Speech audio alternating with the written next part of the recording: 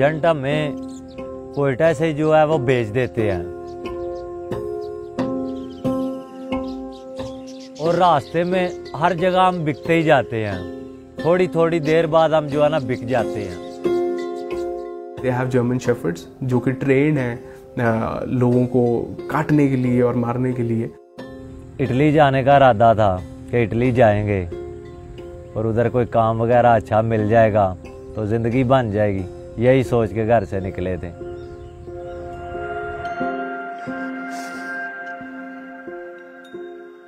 मेरे तो कोई पूछे भाई, मैं तो नहीं कोई ना जाए, भूखे रहो अपने पाकिस्तान, मजदूरी करो, नहीं जाओ।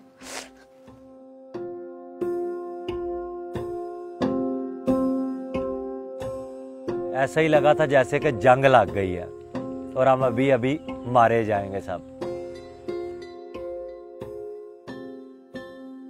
बच गए तो ठीक है, नहीं तो मरे तो है ही हैं। इधर भी भूखे मर रहे हैं तो रास्ते में मर जाएंगे। फिर आखिरी बार मैनू भी कह के गया, या मैं कारां ते मिलांगा या अखबारां ते मिलांगा, मैनू वो गल नहीं।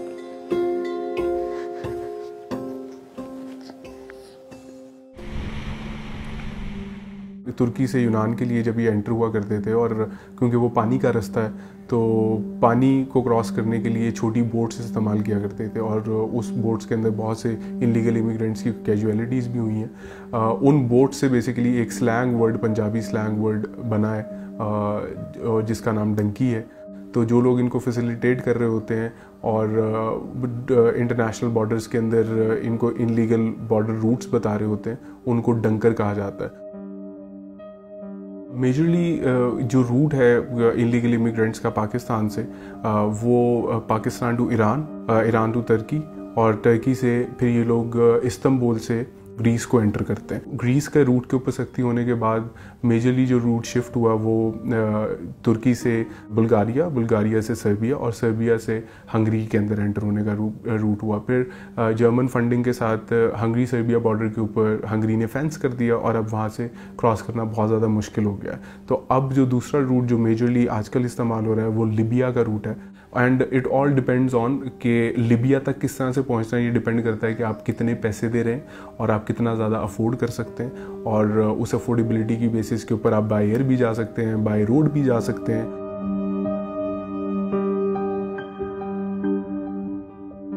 मैंने 2 बार जो है ना ट्राई किया पाकिस्तान से, और ईरान से मैंने 10 बार ट्राई की है आगे जाने की। और सबसे जो मुश्किल है ना, मुश्किल वक्त आया है, वो सबसे ज़्यादा जो आज भी आंखों के सामने नज़र आता है, जो हमारा डैंकर था जो डैंकी लगा रहा था, वो तकरीबन 1 किलोमीटर जो है ना वो पीछे से ही चले जाते हैं। हमें लोकेशन दे देते हैं, रास्ता बता देते हैं कि आपने इस तरफ ही जाना है, ना इधर होना है ना इधर होना है, बस इस तरफ सीधा भागते जाना है, रुकना नहीं, कुछ भी हो जाए आपने रुकना नहीं। इसी तरह हम सब लोग जो है ना भाग रहे थे, ठीक है। और एक तरफ से अचानक जो है ना वो फायर की आवाज़ आई है। पहले 1-2 फायर हुआ है लेकिन हम नहीं रुके। फिर उन लोगों ने चारों तरफ से हमें घेर के ना फायरिंग शुरू कर दी है। ईरानी फौजियों ने गोलियों की बरसात की है। उन्होंने ऐसा ही लगा था जैसे कि जंग लग गई है। जो लड़का नहीं था रुकता उसे पकड़ के इतना मारते थे कि देखा नहीं जा जाता। हाँ जी,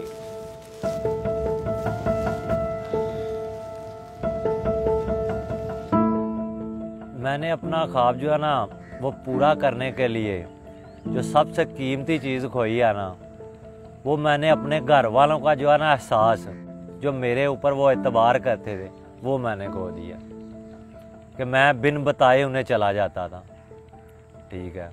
लेकिन अब वो मुझ पे इतना एतबार भी नहीं करते। आजकल बस मेरे पास यही गाड़ी है और इसी में मैं छोटी बड़ी बुक जो है ना वही लोड करता हूँ, पैसे वगैरह या कोई वैसे सामान वगैरह का लोड मिल जाए, यही रोज़गार है मेरा। मैं सऊदी अरब था पहले, वहाँ से जो है ना मुझे उन्होंने डिपोर्ट कर दिया हुआ है। मैं अब दोबारा सऊदी अरब नहीं जा सकता। इधर के हालात इतने ठीक नहीं माली, और डेंकी लगा के यूरोप चले जाते हैं, कम पैसे लगते हैं, बंदा पहुंच जाता है, उधर जाके पैसे कमाएंगे।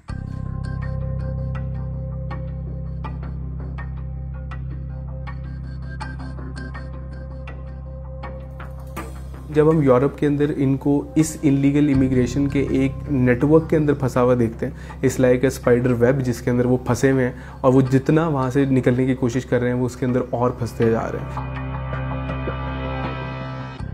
इतने लोग ड्रीम्स लेके जा रहे हैं और वो ड्रीम्स मीनिंगलेस हैं, वहाँ पे कुछ ऐसा एग्जिस्ट ही नहीं करता।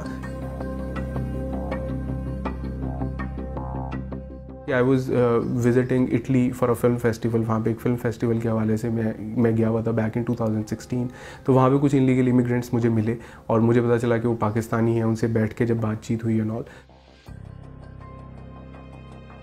डंकी फॉलोइंग यूरोपियन ड्रीम, उस फिल्म को कंप्लीट करने के लिए हमने 8 कंट्रीज़ बाय रोड 2 मंथ्स का ट्रैवल किया, और वो सारी वो कंट्रीज़ थी जो कि ट्रांजिट जोन है यूरोप में एंटर होने के लिए इलीगल इमिग्रेंट्स के। सारी स्ट्रगल देखते हैं एक इलीगल इमिग्रेंट की जो कि ख्वाब लेके यूरोप एंटर हो रहा है कि मैं अपने पीछे घर के सारे मसाइल को हल कर दूंगा, या मैं फाइनेंशियल सारे इश्यूज़ को क्लियर कर दूंगा, या मैं एक बेहतर लाइफस्टाइल ऑप्ट कर लूँगा। तो मैंने तो ये चीज़ देखी है कि एक बहुत ट्रैजिक ड्रीम्स वर्सेस रियलिटी की बात है कि रियलिटी बहुत ट्रैजिक है, ड्रीम्स बहुत बड़े ले लेके यहाँ से जाते हैं। जो गुजरांवाला डिवीज़न है और रावलपिंडी डिवीज़न है, ये 2 डिवीज़न ऐसे हैं जहाँ से सबसे ज़्यादा जो है वो इंसानी स्मगलिंग होती है। और उसकी मेन रीज़न ये है कि एक वक्त था कि तरबेल और मंगला के लोग बाहर गए, वो यूरोप में सेटल हो गए, उनका देखा देखी उनकी हालत बेहतर हुई तो लोगों ने अपने बाहर जाने का शुरू कर दिया। जो लोग बाहर जाते हैं, एक तो वो सुहाने ख्वाब दिखाते हैं, उसमें ज़्यादा गप भी बहुत होती है, और जो भी वहाँ जाता है वो सबसे पहले एक काम करता है कि पीछे घर अच्छा बनाता है, गाड़ी पीछे लग देता है। वो लोग समझते हैं कि अच्छा इनकी हालत बेहतर होगी, हम भी जाएंगे हमारे घर। दूसरा जो जाते हैं तो वो भी अपने दोस्तों अहबाब को एडवेंचरिज्म बताते हैं कि हम इस तरह गए थे, हम ऐसे कामयाब हो गए। कोयटा से डेंकी शुरू होती है, तफ्तान बॉर्डर से जो है ना 50 किलोमीटर पीछे ये हमें एक खुफिया रास्ता है इनका, पहाड़ों के बीच से 12 घंटे पैदल लगते हैं वहाँ से बॉर्डर तक जाने के लिए। बॉर्डर क्रॉस करते हैं, फिर हमें एक डाले में 40-40 बंदों को बिठाते हैं। वो डाले पत्थरों के बीच से पहाड़ों के ऊपर से वो भगाते हैं। कई बंदे डालों के ऊपर से जो है ना गिर के मर जाते हैं। ईरान का बॉर्डर करीब आता है, फिर ये लोग पैदल चलने के लिए बोल देते हैं। 24 घंटे जो है ना पहाड़ों के बीच से हमें पैदल चलना होता है। फिर ये भेड़ बकरियों की तरह आगे लगाते हैं, एक बंदा इनका आगे होता है, एक पीछे होता है, पीछे वाला जो है उसके पास पिस्टल भी होता है। तब जाके हम बॉर्डर क्रॉस करते हैं पैदल ही।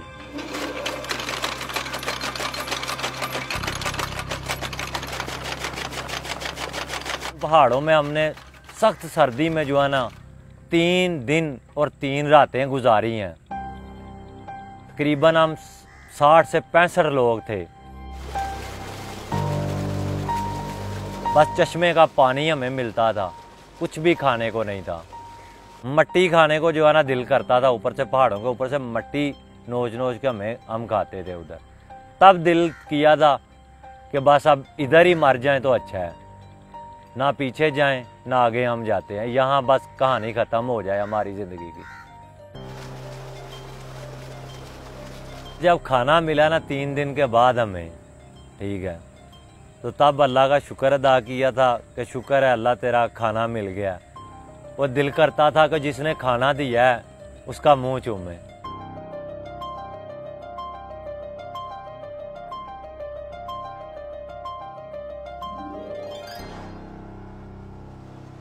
जो सबसे ज़्यादा मुश्किल चीज़ थी एब्जॉर्ब करने के लिए वो थी इनके साथ फिज़िकल टॉर्चर जो बॉर्डर के ऊपर होता है। कई बार दिल करता कि पिछा टुर जाइए, लेकिन जिस टाइम असी अपना पिछला बैकग्राउंड देखने और इन्ना पैसा जाया होया देखने, फिर साढ़े कोल वापसी जान दी मन्नी नहीं तो किदा दिल करता कि इत्थों बॉर्डर क्रॉस करे, कुत्ते वड्डन। मैं अपनी नॉलेज दे विच यही देखा कि भी इस सफ़र के उत्ते आना नहीं चाहिए। इत्थों लाश भी जिहड़ी है ना भाजी बगैर पैसों तो नहीं जाती। जो हंगरी सर्बिया फेंस है, उस फेंस के अंदर उन्होंने छोटे डोर्स रखे हुए हैं, क्योंकि लीगली हंगेरियन पुलिस जो है वो सर्बियन साइड के ऊपर कोई भी फिजिकल टॉर्चर या लोगों के ऊपर कोई एक्शन नहीं कर सकती। तो व्हाट दे डू इज़ कि दे हैव जर्मन शेफर्ड्स जो कि ट्रेंड हैं लोगों को काटने के लिए और मारने के लिए। तो जब ये देखते हैं कि इलीगल इमिग्रेंट्स एक पोर्शन ऑफ लैंड से जंप करने की कोशिश कर रहे हैं, सो ये सर्बिया में खुद तो एंटर नहीं हो पाते क्योंकि वो अपने बॉर्डर के अंदर हैं। तो व्हाट दे डू इज़ कि उन डॉग्स को ओपन कर देते हैं। ਤੁਸੀਂ ਕਿੰਨੀ ਵਾਰੀ ਕਰ ਚੁੱਕੇ ਹੋ ਅਟੈਂਪਟ? मैं भी 15 दफा।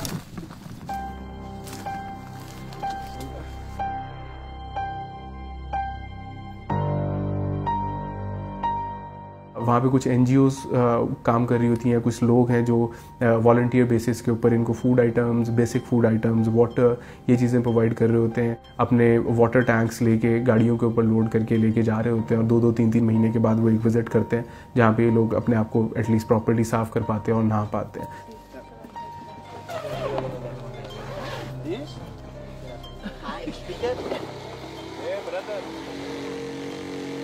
तो जब मैंने उन लोगों को वहाँ पे जाके इंटरव्यू करना स्टार्ट किया डिफरेंट बॉर्डर्स के ऊपर, उनमें से 90% वो लोग थे जो कहते थे कि अगर हमें अब मौका मिले तो हम इस रूट को नहीं लेंगे और हम पाकिस्तान वापस चले जाएं।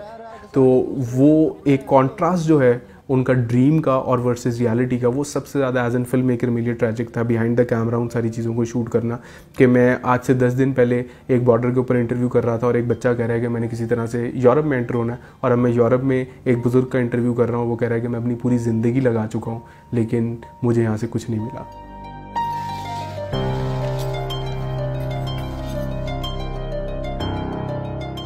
वो सब्ज़ बागों की जो है ना तस्वीरें वो फिट कर देते हैं एजेंट जो हैं बोल बोल के, ऐसा होगा, जाते ही काम मिलेगा, डॉलरों में पैसे होंगे, यूरो में पैसे होंगे, कोई आपको उधर पूछेगा नहीं। लेकिन ऐसा कुछ भी नहीं होता। तुर्की वालों ने पकड़ के जो है ना उधर मारा भी है, मार के उन्होंने गाड़ियों में बिठाया है और ईरानी फ़ौज के हवाले करके गए हैं। ईरान वालों ने भी मार मार के 10-12 फुट की हाइट थी, उधर से उन लोगों ने जो है ना नीचे फेंक दिया था। बहुत सारे केसों में है कि पेरेंट्स को पता भी नहीं होता और उनके बच्चे खुद ही दोस्तों के थ्रू उनको ल्यूर किया जाता है और दोस्त इस्तेमाल करके उनको यहाँ से लेके गए, पैसे भी अरेंज कर लिए या बच्चों ने चोरी कर लिए और लेके उनको अंदाज़ा ही नहीं होता कि उनके होने वाला क्या है। फिर जो स्मगलर्स हैं ये भी सारे ख्वाब दिखाएंगे कि हम आपको ऐसे पहुँचा देंगे। दूसरा, कुछ मैंने देखा है कि जो यंग बच्चे हैं, अंडर एज हैं, अंडर 18 हैं, उनमें जो एक दोस्तों का सर्कल बनता है वो फिर एडवेंचरिज्म में भी पड़ जाते हैं और उसमें फिर स्टोरियाँ सुनाई जाती हैं कि हम कैसे गए, जो वहाँ उनके दोस्त पहुँचे हैं, क्या मैसेज आएंगे, वो फिर ग्रुप बन के जाता है दोस्तों का और उस एडवेंचरिज्म में फिर वो सारे इसमें विक्टिम बन जाते हैं। मेरा नाम जी मोहम्मद अशरफ है, 39 चक जनूबी जी रहने वाले हैं, ज़िला सरगोदा।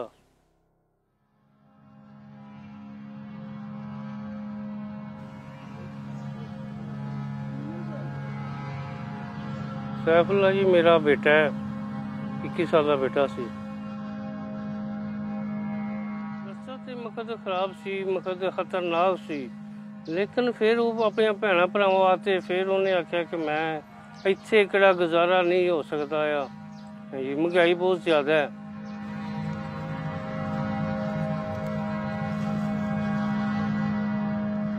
कहने से हमें घबराना नहीं, तू बीमार है, टेंशन ना ला, तेरी मजबूरी ख़त्म हो जाए, ठीक हो जाए, तेरा इलाज करावांगे, ऐसे ठीक हो जाए। पहले भी गया माको पहाड़ी ते गया ना, उत्थे गड्डी उल्टी, बच गया, 5 दिन बाद फड़िया गया, फिर वापस आ गया। जंट का भी मैंने तो फोन नंबर नहीं दे के गया मेरा बच्चा। जो मैंने मिलिया ना गले लग के तो मेरा जिस्म कंब गया, फिर मैं रोंदी अंदर चली गई, कहता बाहर नहीं आ।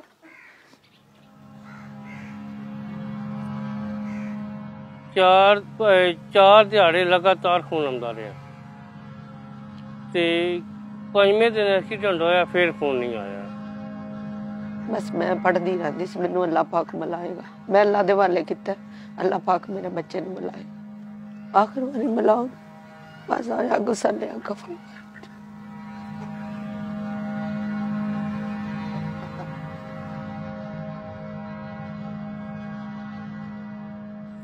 नज़र तो बंदे को अपनी मौत जब घर से निकलता है, डेंकी का नाम सुनता है ना, तो तभी अपनी मौत जानो नज़र आती है कि पता नहीं मैंने रास्ते में मरना है कि बचना है। यही सोच के निकले थे कि अगर पहुंच गए तो जिनकी खातर जा रहे हैं इनको सुकून होगा, ये खुश हो जाएंगे, ठीक है, इनकी ख्वाहिशात को हम पूरा करेंगे। जो वीज़ा एजेंट्स हैं, जो हमीम स्मगलर हैं बराबर, उनको सज़ा बहुत कम मिलती है, वो बहुत ऑर्गेनाइज्ड हैं।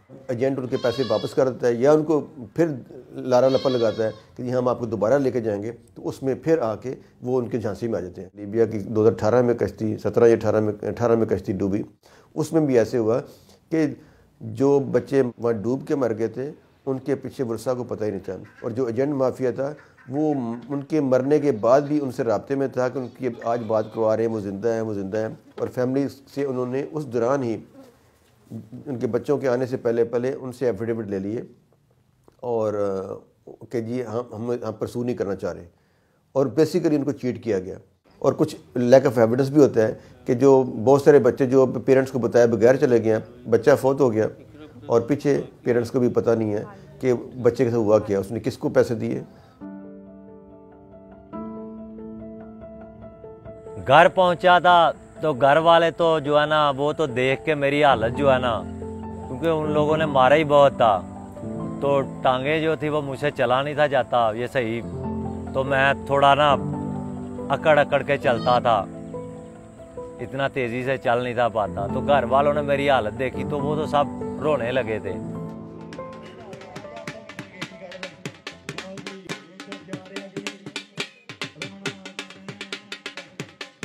बॉर्डर पे आ गए जब हमारे फ़ोन जो हैं वो चलने लगे हैं, मैंने फिर अपने घर फ़ोन किया, ठीक है, अपनी बेटियों से बात की है, तो तब मेरे दिल को जो है ना वो सुकून हुआ है, ठीक है। और उसी दिन मैंने सोच लिया था कि ज़िंदगी में ऐसी गलती कभी नहीं करूँगा।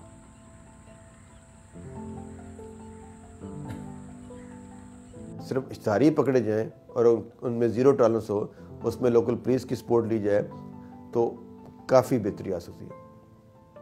मैंने जब गुजरात पोस्टिंग था 2018 में, तो मैंने 3-4 बसें पकड़ी थी जिनमें पूरी बस भर के वो यहाँ से बच्चों की जा रही थी बलोचिस्तान। 6-7 माह बाद मुझे ट्रांसफ़र कर दिया गया। मेरा जब डायरेक्टर जब इस वक्त आईजी पंजाब में ये ट्रांसफ़र हुए तो मुझे भी साथ ट्रांसफ़र कर दिया गया, और उसके बाद फिर हाल ही की इतनी तादाद में लोगों को रोका गया या एफआईआर दर्ज की गई।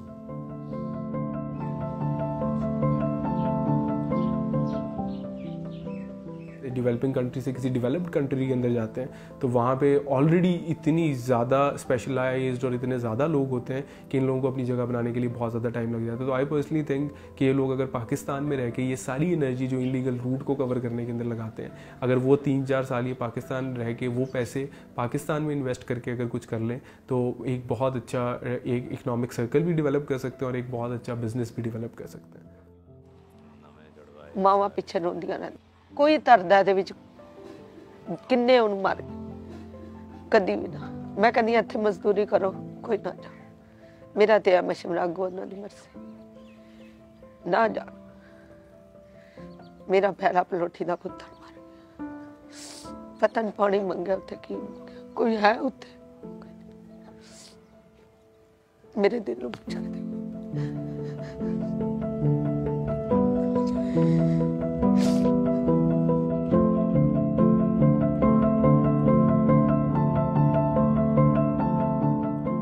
अगर कोई बंदा बोले ना कि भाई 1 करोड़ रुपया दूंगा और ढेंकी लगा लो, मैं फिर भी नहीं जाऊंगा। अगर अल्लाह ने चाहा तो किसी अरब मुल्क में जाऊंगा, लेकिन लीगल तरीके से जाऊंगा, अनलीगल तरीके से नहीं जाऊंगा।